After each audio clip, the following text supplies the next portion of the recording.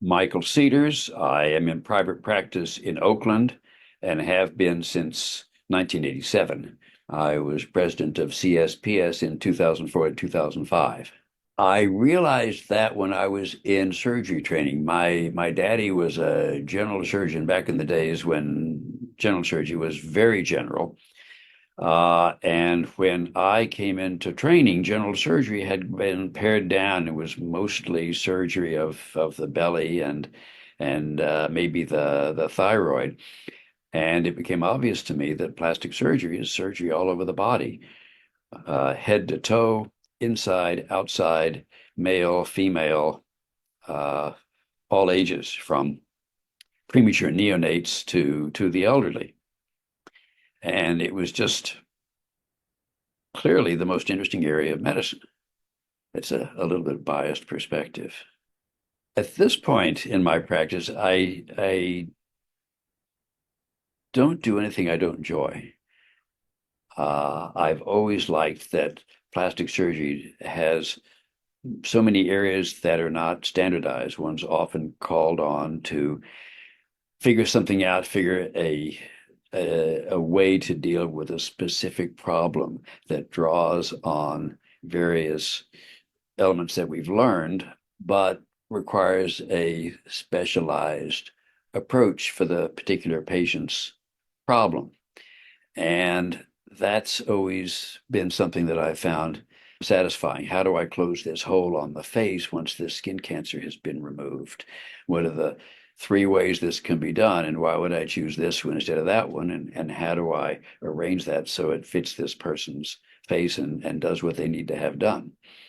Uh, Certainly in uh, facelifts, in rhinoplasty, in breast reductions, there are so many different ways, different anatomical baselines that people present with, that one is always adapting to the situation at hand. And I've always found that particularly satisfying. I think it's always been a challenge to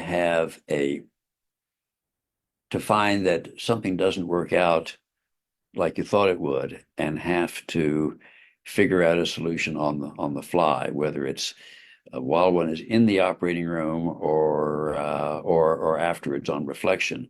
I think of it a lot like sailing. You once you leave the dock, uh, there's uh, you can't just quit and go home. You have to get out the way you got in. And again, like sailing, there's a detailed anatomy. Everything has a name and a function, and plastic surgery takes particular advantage of that.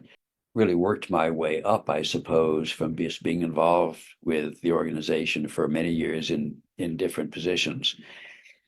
And Hale's faith in me uh, kept me at that table where I was able to not only learn more about the organization, but also how to get things done, how the organization functioned, what it took to get bills introduced and passed at the legislative level.